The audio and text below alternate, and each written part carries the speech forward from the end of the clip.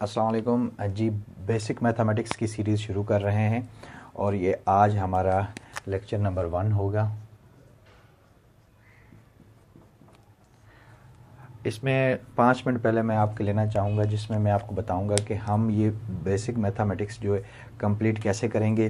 तो दो तरह की जो है ना मैथ होती है, एक स्कूल मैथ जो हम स्कूल लेवल में पढ़ते हैं, ठीक है। दूसरी एक होती है जनरल मैथ।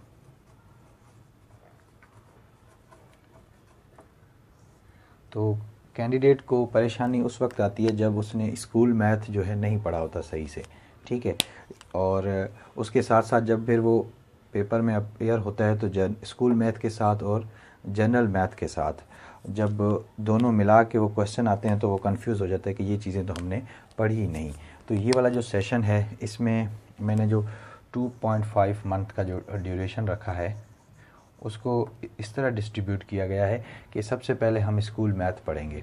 जिस तरह मैंने पहले भी JEST PST के जो टेस्ट हुए थे उसमें मैंने क्लास 6 से मैथ शुरू किया था, और क्लास 6 से जब मैंने मैथ शुरू किया था तो उसमें कोई ऐसा कॉन्सेप्ट जो प्रीवियस क्लास में ऑलरेडी डिस्कस है, तो मैंने क्लास 6 से जब पढ़ाना शुरू किया तो वही कॉन्सेप्ट मैंने यहाँ भी कवर करा दिए थे। तो क्लास 6, 7, 8, ठीक है, अप टू ये मैट्रिक लेवल तक जो है हम स्कूल लेवल वाली जो मैथ होती है नहीं पढ़ते। इस वजह से हमें जो है एग्ज़ाम में जो है क्वेश्चन अगर आ जाते हैं तो वो समझ नहीं आती कि हम उनको किस तरह डील करें।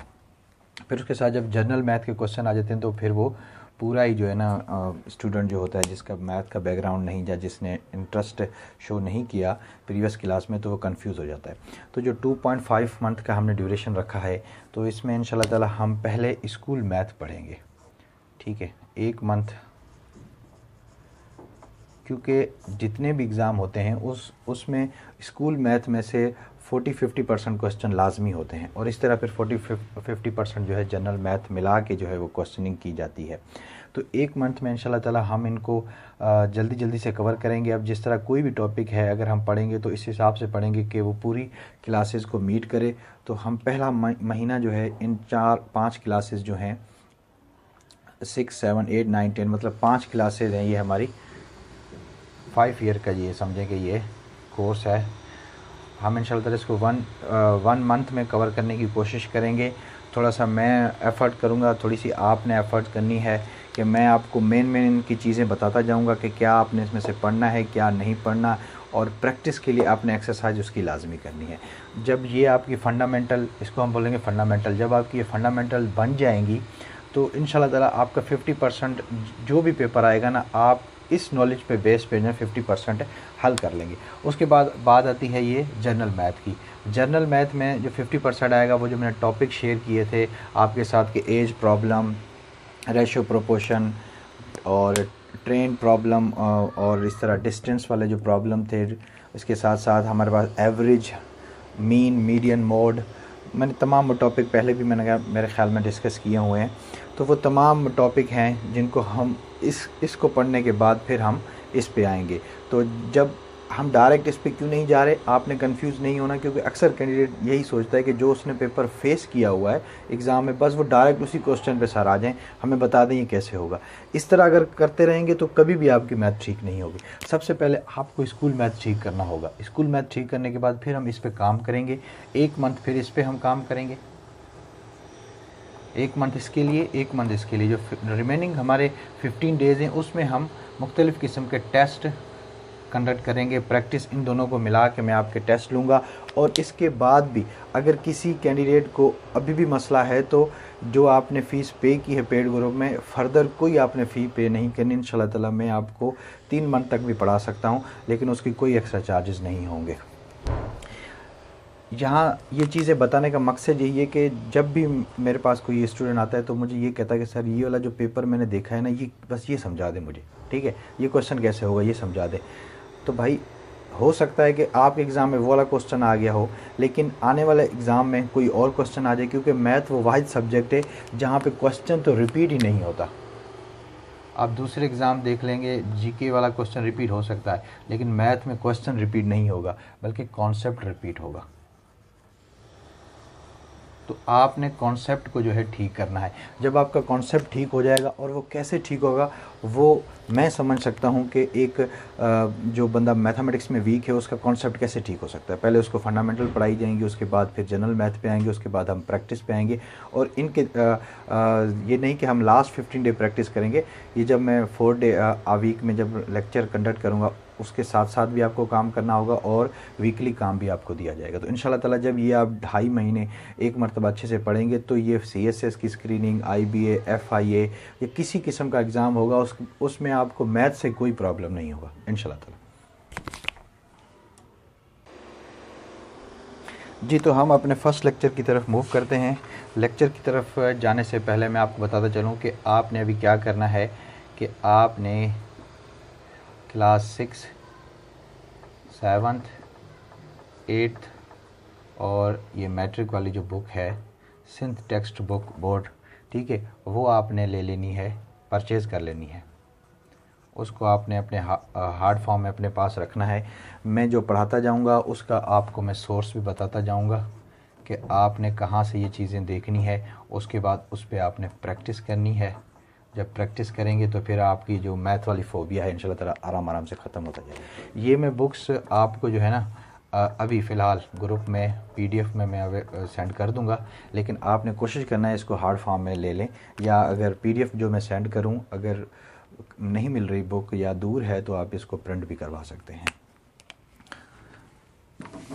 तो आज वाला जो हमारा टॉपिक है वो है सेट का, और ये सेट वाला टॉपिक जो है हमारा आपको पता है कि क्लास 6 से लेके मैट्रिक लेवल तक जाता है। जी, तो अगर मैं सेट की डेफिनेशन करूं तो मैं ये कह सकता हूं कि a set is a collection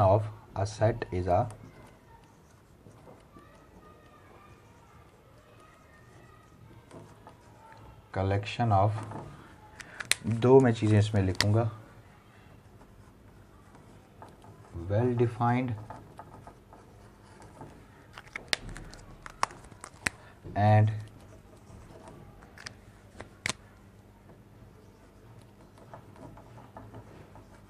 distinct object. ये जो मैंने रेड में लिखा है यही इस डेफिनेशन का मेन पॉइंट है कि वेल डिफाइंड होनी चाहिए स्टेटमेंट और डिस्टिंक्ट होनी चाहिए। अब वेल डिफाइंड का क्या मतलब है? अगर वेल डिफाइंड को मैं एक्सप्लेन करूं तो मैं ये कह सकता हूं कि आपने जो भी स्टेटमेंट देनी है वो क्लियर होनी चाहिए, उसमें किसी किस्म की कन्फ्यूजन नहीं होनी चाहिए, ठीक है। ये मैं आगे एक्सप्लेन करूंगा जब हम इसकी एग्जांपल लेंगे, ठीक है। क्लियर कैसी चीज़ें होती हैं, किस तरह नहीं, वो मैं बता देता हूँ। उसके बाद डिस्टिंक्ट ऑब्जेक्ट का मतलब है चीज़ें जो होनी चाहिए यूनिक होनी चाहिए, डिफरेंट होनी चाहिए। अगर और मैं इसको सिंपल करूँ कि एक जैसी ना हो, ठीक है, एक जैसे ऑब्जेक्ट ना हो, और इसमें क्या है कि चीज़ें क्लियर होनी चाहिए। तो अगर ऐसी कोई हम कलेक्शन लेते हैं जो कि क्लियर हो और उसमें चीज़ें भी रिपीट ना हो तो उसको हम सेट कहते हैं। फॉर एग्ज़ाम्पल, अगर मैं कहूँ कि ये एक सेट है 1 2 3 4, अगर मैं इसको कहूँ कि a set of natural number, first 4 natural number, क्योंकि 1 भी है 1 2 3 4, मैं इसको कह सकता हूँ कि नेचुरल नंबर कहाँ से स्टार्ट होते हैं? 1 से, तो मैं इसको कह सकता हूँ कि फर्स्ट 4 नेचुरल नंबर, ठीक है। ये मैंने स्टेटमेंट दे दी। तो ये तो स्टेटमेंट बिल्कुल क्लियर है, इसमें किसी किस्म की कन्फ्यूजन नहीं है। उसके बाद आ जाए डिस्टिंक्ट ऑब्जेक्ट पे। यूनिक, हर एलिमेंट जो है एक दूसरे से यूनिक है, डिफरेंट है, कोई चीज़ रिपीटेशन नहीं हो रही। तो ऐसे चीज़ को, ऐसे सेट को हम, ऐसी कलेक्शन को हम सेट कह सकते हैं। अगर मैं यहाँ पे इस 2 को मैं 2 टाइम लिख देता हूँ, ठीक है, तो वेल डिफाइंड तो हो सकता है कि आ सेट ऑफ नेचुरल नंबर, ठीक है, फर्स्ट 4 नेचुरल नंबर, या आप यूँ कह सकते हैं सेट ऑफ नेचुरल नंबर, इस तरह भी स्टेटमेंट इसकी चल जाएगी। आप बाउंड्री डिफाइन ना भी करें फिर भी चलें जी, इनफ है, हम इसको मान लेते हैं कि ये क्लियर है। उसके बाद फिर है यूनिक। अब देखिए 1 2 2 4 यहाँ रिपीट हो गया, ठीक है, यहाँ एक नंबर रिपीट हो गया, तो ये दरमियान में देखें एंड लगा हुआ है। इट मीन्स ये दोनों जो है इसकी कंडीशन जो है कंपलसरी है, दोनों कंडीशन जो है कंपलसरी होनी चाहिए, फिर ही हम उसको सेट कह सकते हैं। अगर एक भी फुलफ़िल नहीं होगी तो हम उसको कहेंगे कि ये इस कैटेगरी में फॉल नहीं करता, तो हम इसको सेट नहीं कह सकते। तो यही वजह है कि जब एग्ज़ाम में आपको जिन्होंने सेट नहीं पढ़ा होता तो उसमें थोड़ा सा वो चेंजिंग करके वो आपसे पूछ लेता है कि which of the following is not a set. ठीक है, अगर यूं ही आपसे कह दे कि which of the following is not a set, कि ये सेट कौन सा नहीं है। ए ऑप्शन आपको दे दे 1 2 3 4, बी आपको दे दे कि 1 3 2 3 4, ठीक है, और आपको सी दे दे 1 2, और आपको D they they all of these, all is set, उसके बाद फिर ई दे दे आपको नन ऑफ दीज। तो अगर आपको वेल डिफाइन और डिस्टिंक्ट ऑब्जेक्ट वाली शर्त याद होगी तो आपने जस्ट वो ही चीज़ चेक करनी है कि देखिए सेट तो पूरा डिफाइन है, इनिशियल से स्टार्ट होकर फाइनल पे एंड हो रहा है, लेकिन फिर आपने दूसरा एलिमेंट कौन सा चेक करना है, रिपीटिशन किसी सेट में तो नहीं हो रही, इसमें भी रिपीटिशन नहीं है, इसमें भी रिपीटिशन नहीं है, इसमें देखें रिपीटिशन है, तो हम कहेंगे कि ये वाला जो ऑप्शन है हमारा दुरुस्त है, ये सेट नहीं है, नॉट अ सेट।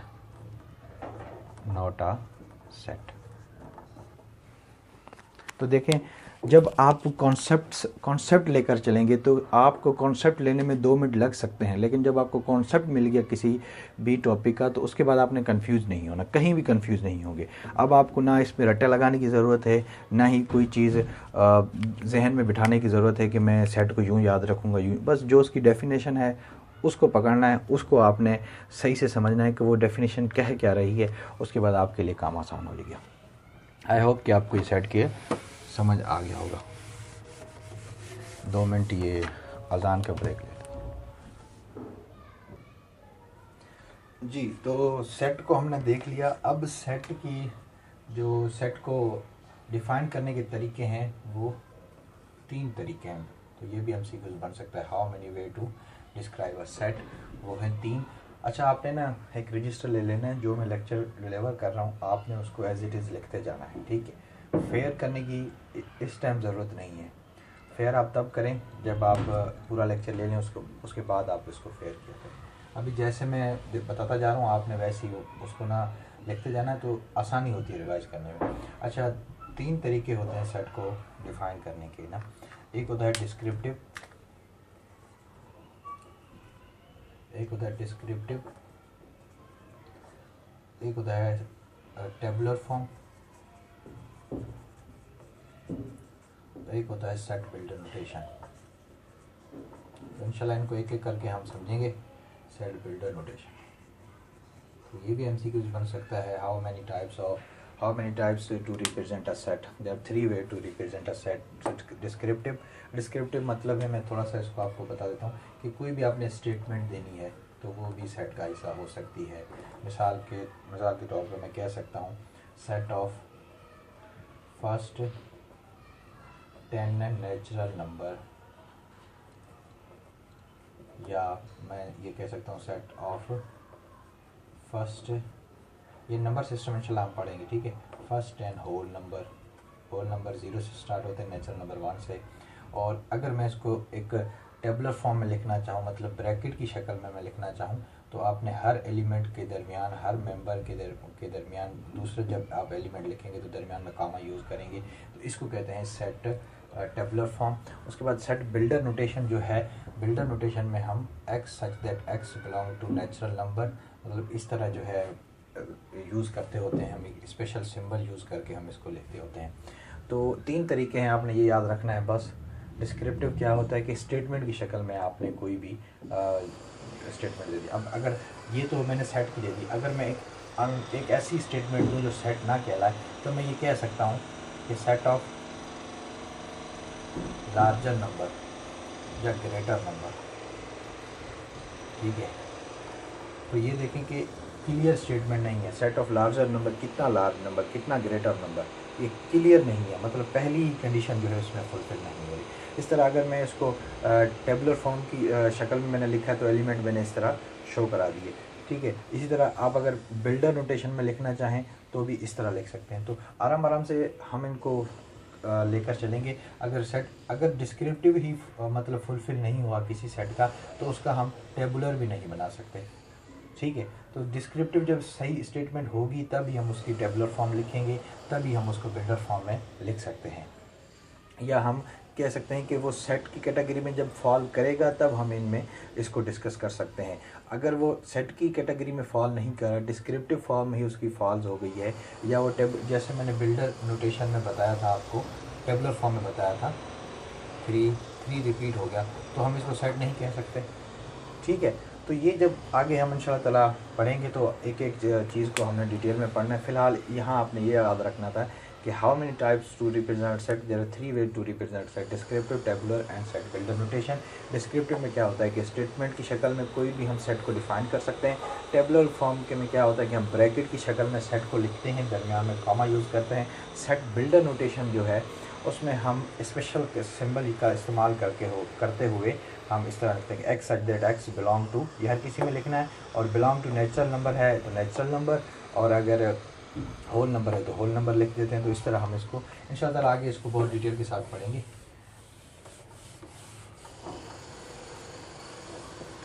तो ये आपका सेट और सेट की टाइप हो गया। अब आते हैं हम इसकी कुछ ये तो थे कि सेट को हम कितने तरीके से डिफ़ाइन कर सकते हैं। अब इसकी टाइप्स या काइंड्स जिसको बोलते हैं उसको हम डिस्कस करेंगे कि कितने किस्म के सेट हो सकते हैं। वो थे कि कितने तरीके से हम जो है सेट को लिख सकते हैं, और ये हैं कि कितने तरीके के सेट हो सकते हैं। तो सबसे पहले जो क्लास 6 से हमने शुरू किया हुआ है, तो इस तरह हम तरतीब वाइज चलेंगे ताकि आपको रिवाइज करने में, स्कूल वाली मैथ पढ़ने में जो है आसानी हो। अब एक होता है फाइनाइट और इनफाइनाइट।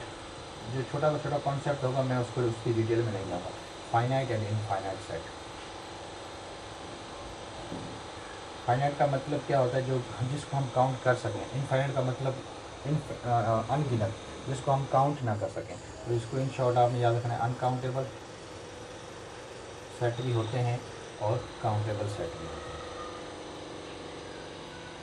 तो अगर इसको मैं लिखना चाहूँ तो मैं बता सकता हूँ 1 2 3 इस तरह जाके कहीं ना कहीं स्टॉप हो जाएगा सेट, मतलब कोई ना कोई इसकी लिमिट बयान की गई होगी। और इनफाइनाइट सेट में जो होगा 1 2 3 डॉट डॉट डॉट करके हम ब्रैकेट बंद तो कर देंगे, लेकिन इसकी फाइनल जो पोजीशन है हमें मालूम नहीं होती।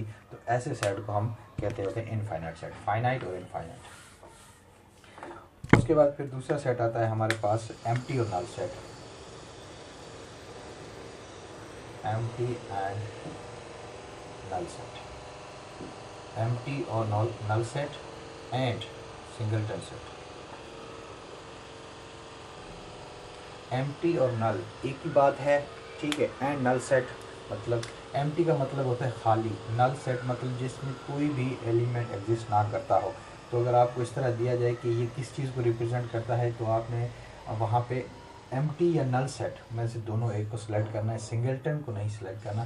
सिंगलटन में एक एलिमेंट होता है तो वो कुछ भी हो सकता है, 1 2 3 4 5, ठीक है। तो singleton set having only one element while null set having no element. तो ये हो गया हमारा एम्प्टी और सिंगलटन सेट। उसके बाद हमारे पास एक आता है इक्वल एंड इक्विवेलेंट सेट। ये बहुत समझने वाली बात है, इक्वल एंड इक्विवेलेंट सेट।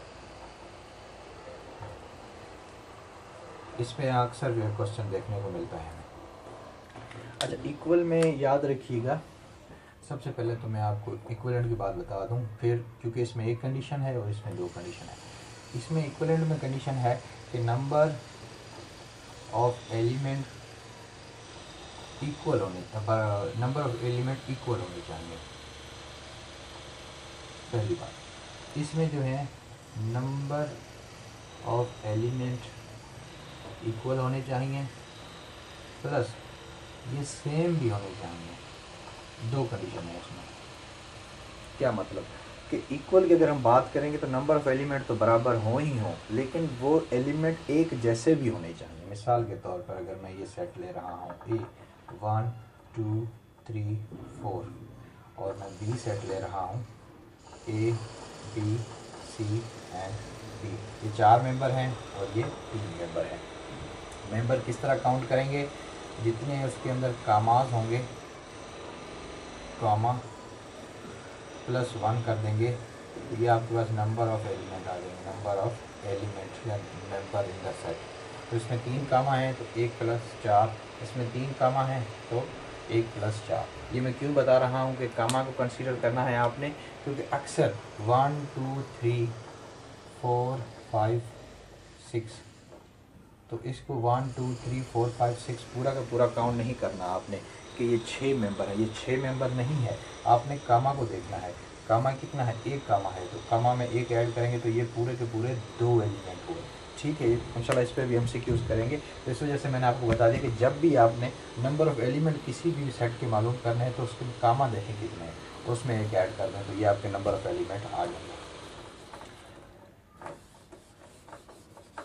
अच्छा, ये देखें कि मैंने ये लिखा है, एक ए सेट है और एक बी सेट है, और हमेशा सेट को आपने कैपिटल लेटर के साथ डिनोट करना है। क्यों? क्योंकि हो सकता है कि वो ही एलिमेंट अंदर मेंबर की शक्ल में मौजूद हो, तो हमेशा अंदर जो भी हम एलिमेंट लिखेंगे वो स्मॉल लिखेंगे और बाहर जो सेट डिनोट किया था वो कैपिटल लेटर के साथ, नोटेशन हमेशा कैपिटल के साथ होती है। तो अब देखेंगे इसमें भी 4 हैं, इसमें भी 4 हैं, तो ये नंबर ऑफ एलिमेंट इक्वल हैं। किसमें फॉल कर रहा है? इसमें। तो ये सेट कौन से होंगे? ए और बी क्या होंगे? A and B are equivalent, इस तरह रिप्रेजेंट किया जाता है, इक्वलेंट को इस तरह रिप्रेजेंट किया जाता है। A and B are equivalent है, तो ये इक्वल नहीं हो सकते। इक्वल तब होंगे, ये पहली कंडीशन तो इसमें फुलफिल होगी कि number of element are equal है, लेकिन सेम नहीं है, ये वाली कंडीशन इसमें फुलफिल नहीं हो रही, तो हम इसको कहेंगे कि ये इक्वल सेट नहीं है। इक्वल सेट बनाने के लिए हमें क्या करना होगा? एलिमेंट भी एक जैसे लेने होंगे, 4 है 3 है, उनकी तरतीब चेंज हो सकती है लेकिन होने वही चाहिए। तो अब आप देखें कि इसकी एक कंडीशन बिल्कुल, इसमें नंबर ऑफ एलिमेंट इक्वल हैं इन दोनों में, ठीक है, तो ये इक्विवेलेंट तो हो गया। और इसमें देखें कि सेम भी हैं, तो ये अब बराबर भी हो गए, A = B भी हो गया। तो यहाँ से आपने क्या चीज़ गेन की कि equal set always be equivalent. यहाँ से स्टेटमेंट आपकी आ गई कि equal set always be equivalent.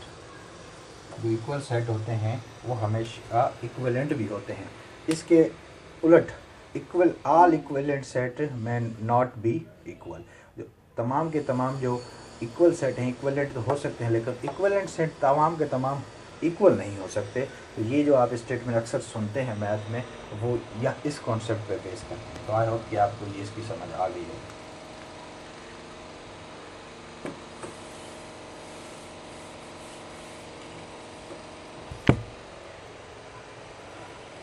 उसके बाद फिर आता है हमारे पास एक सबसेट और सुपरसेट।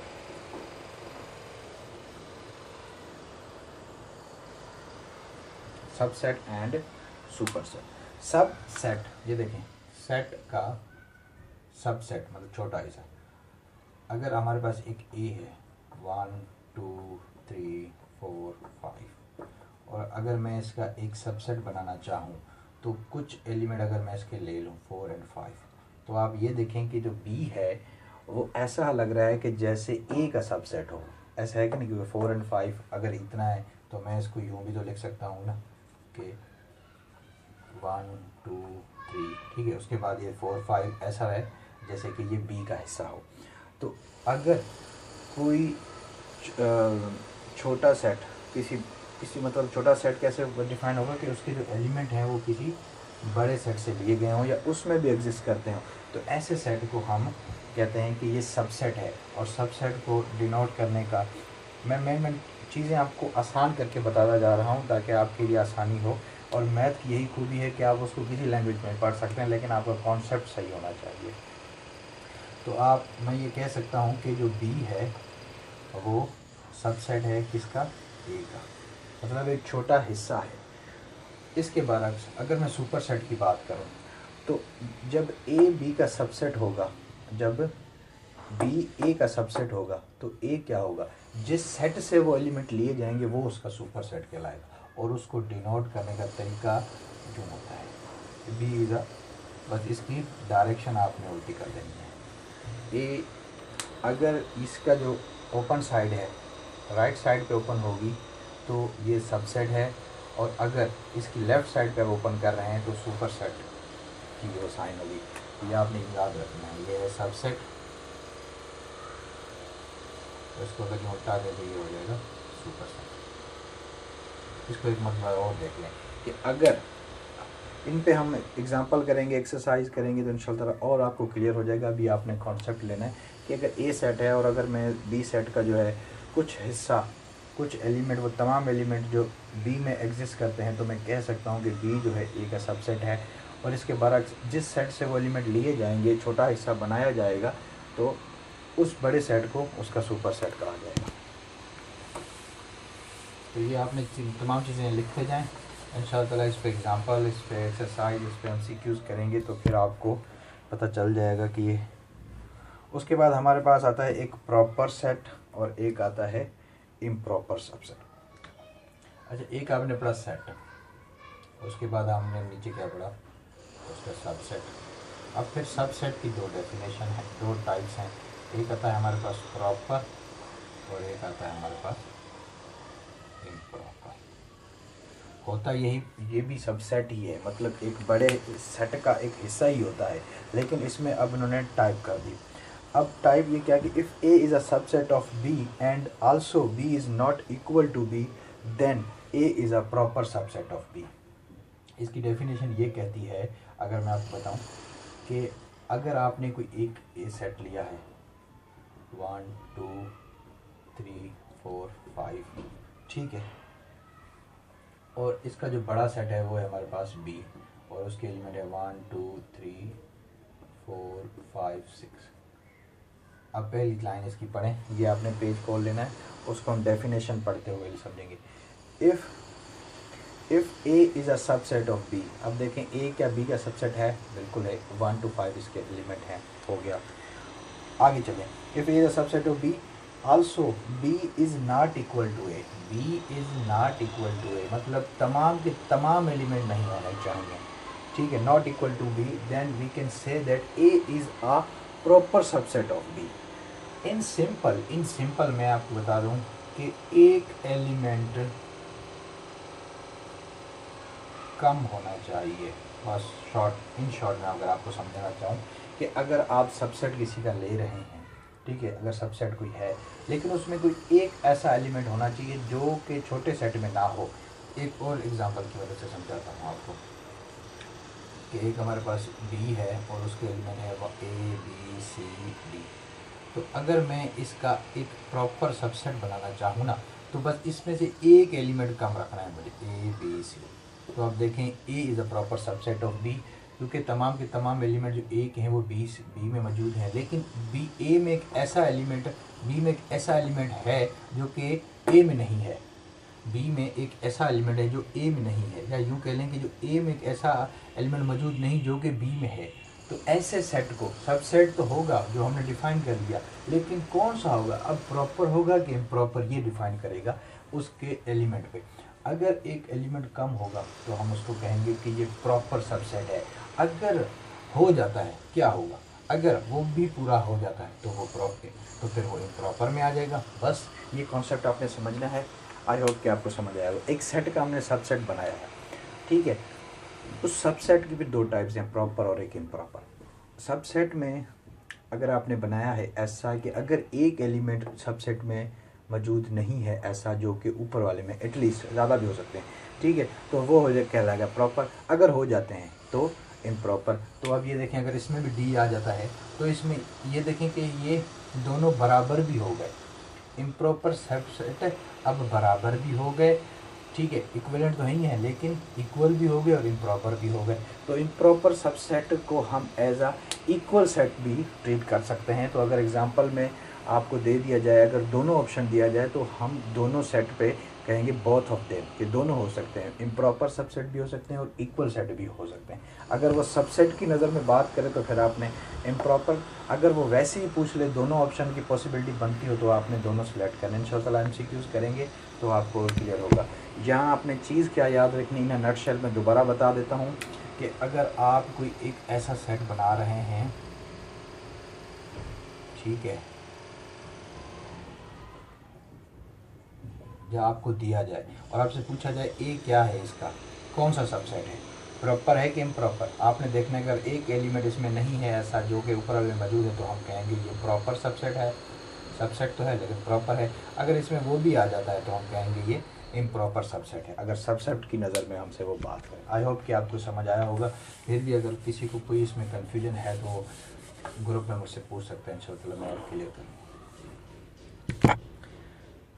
इसके बाद हमारे पास ये क्लास 6 वाला जो जितनी टाइप्स हमने पढ़ी है ना, जितनी टाइप्स और हमने ये चीज़ें पढ़ी हैं, इसमें जो आपका क्लास 6 वाली जो मैथ है इसका चैप्टर 1 वो ख़त्म हो गया, चैप्टर 1 सेट वाला। तो आपने जितने भी मैंने कॉन्सेप्ट बताए हैं उनको यूज़ करते हुए इसकी एक एक्सरसाइज सॉल्व करनी है। एक्सरसाइज इसकी 1.1 एंड एक्सरसाइज 1.2 इसको देखना है आपने। बहुत ही सिंपल है, इन्हीं कॉन्सेप्ट पे बेस करेगी, जो क्वेश्चन हो आप मुझसे पूछ सकते हैं और लाजमी करना है क्योंकि तभी आपकी जो है मैथ अच्छी होगी।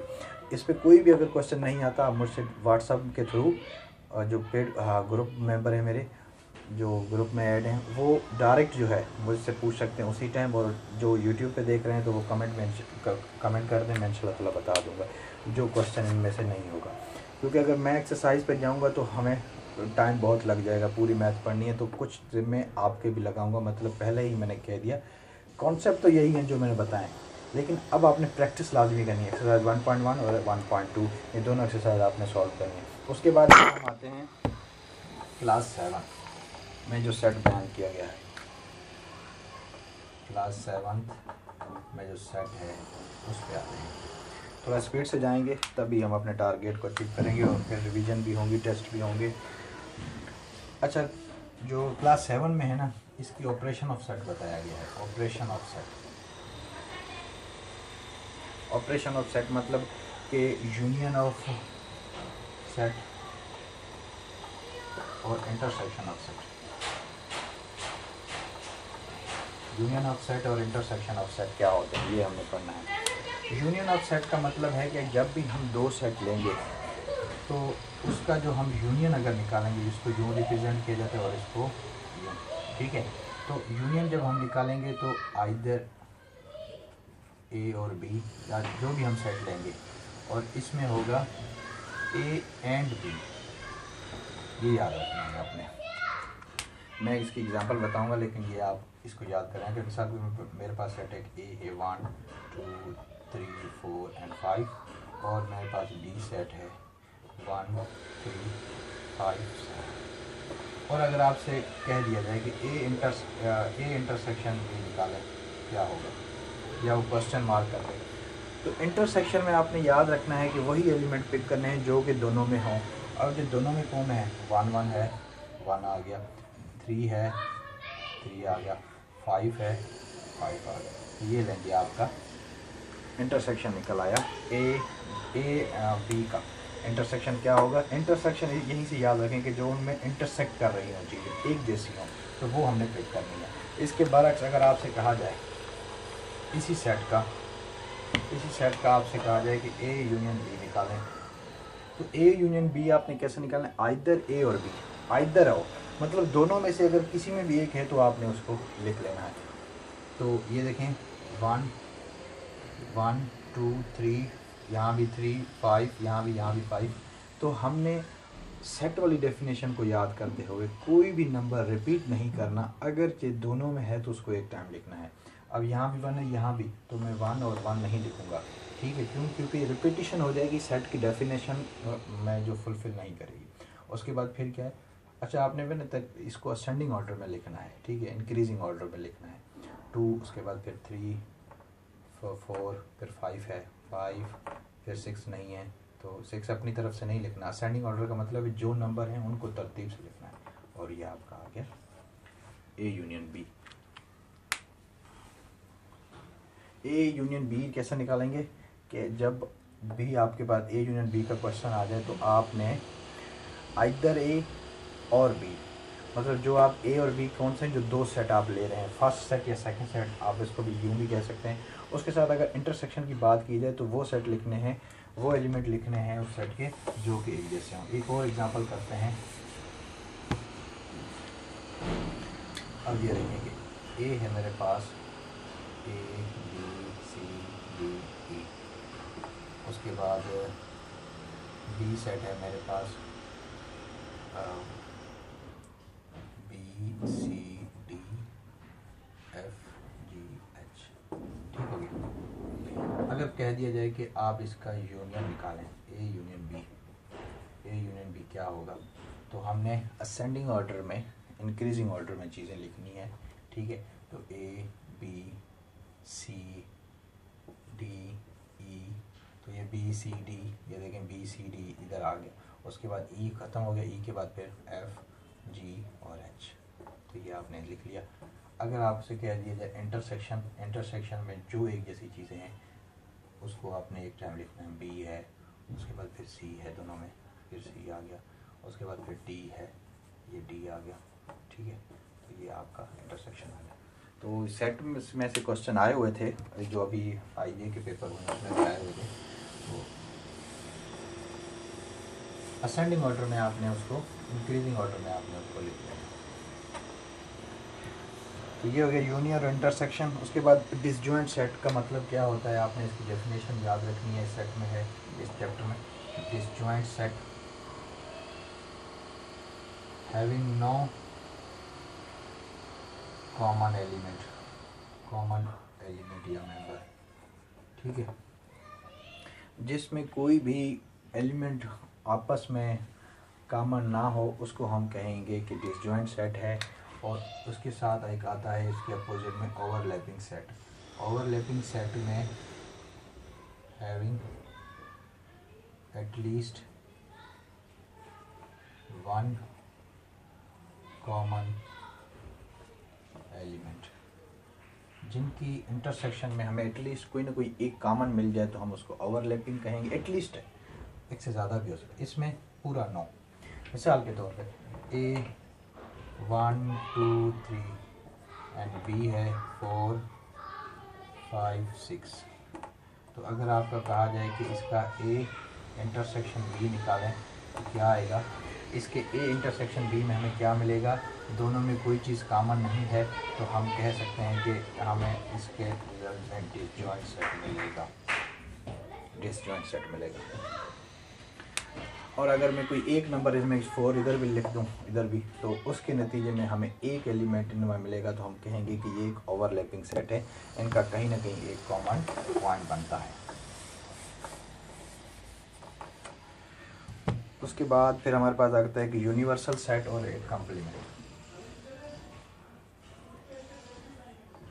यूनिवर्सल सेट होता है मतलब जब भी हम कोई सेट लिखते हैं तो एक कोई ऐसा सेट जहां हम कहें कि हर चीज़ एग्जिस्ट करती हो, तो मैथमेटिक्स में उसको इस तरह रिप्रेजेंट करते हैं कि ये एक, और यहाँ हम ए सेट लेते हैं, ए है, ये बी है, ये सी है, जितने आप सेट लेना चाहें, 1 2 3, ठीक है, 4, इस तरह इनमें एलिमेंट एग्जिस्ट करते हैं।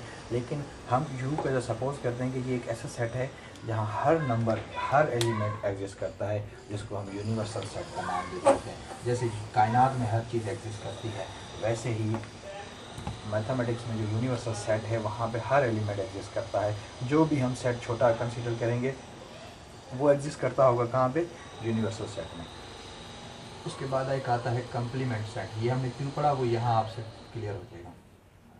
कम्प्लीमेंट सेट यूनिवर्सल की हमें ज़रूरत क्यों पड़ी, क्योंकि जो हमने कम्प्लीमेंट निकालना होता है। कम्प्लीमेंट का मतलब होता है कि अगर आपने ए का कम्प्लीमेंट निकालना है तो उसको ए के ऊपर इस तरह कामा लगा दिया जाता है और पूछ दिया जाता है कि ये किसके बराबर होगा, तो ए कम्प्लीमेंट बराबर होता है u माइनस ए। ये इस वजह से हमने ऊपर वाले सेट को पढ़ा क्योंकि हमें इसमें से माइनस कराना है, इसमें से हमने माइनस कराना है। तो अगर आपको एक एक एक ए सेट दिया जाए, 1 है, 2 है, 3 है, 4, ठीक है, और आपको कहा जाए इसका एक कॉम्प्लीमेंट निकालें, तो आप क्या करेंगे, और यू भी अक्सर गिवन होता है स्टेटमेंट में, यू भी गिवन होता है, तो ये अप टू 100 तक ले जाएंगे, ठीक 10 तक ले जाएं। तो अगर आपने ए कम्प्लीमेंट निकालना है तो किसके बराबर आएगा, u माइनस ए। और हमने अब यहाँ से क्या चीज़ सीखनी है कि हमने सेट में डिफरेंस कैसे फाइंड करना होता है। यहाँ देखें डिफरेंस निकाल रहे हैं, तो आइए उस डिफरेंस को समझते हैं। A complement is equal to u minus A, okay. और ए हमारे पास है 1 2 3 4 और u है हमारे पास 1 से लेके 10 तक। तो अगर मैंने ए कम्प्लीमेंट निकालना है तो u माइनस ए, और u की वैल्यू मेरे पास क्या है 1 2 3 4 अप टू 10, और u है ए है 1 2 3 4। अब इसका डिफरेंस कैसे निकालेंगे। आपने याद रखना जो इसमें से एक जैसे एलिमेंट है ना वो आपने काट देने हैं। ये कट गया, 2 कट गया, 3 कट गया, 4 कट गया। अब इसके ऊपर दरमियान में क्या बचा बाकी 6 7 5 6 7 8 5 6 7 8 9 10। डिफरेंस किस तरह फाइंड करना है ये जहन में रखें कि अगर दो सेट का आपने डिफरेंस फाइंड करना है तो जो फर्स्ट सेट और सेकंड सेट में सेम एलिमेंट है उनको आपने कैंसल आउट कर देना है। बाकी जो फर्स्ट सेट में बचता है वही हमारा रिजल्ट में लिखा जाएगा। एक और एग्जांपल की मदद से समझाता हूँ आपको। अगर एक सेट है 1 2 3 4 एंड 5 और माइनस बी है हमारे पास सेट 6 5 6 7 8, ठीक है। अब इनको हमने माइनस करना है तो ए में से बी माइनस करना है। तो एक जैसे एलिमेंट है वो काट देंगे, तो ये देखें 5 5 कट गया।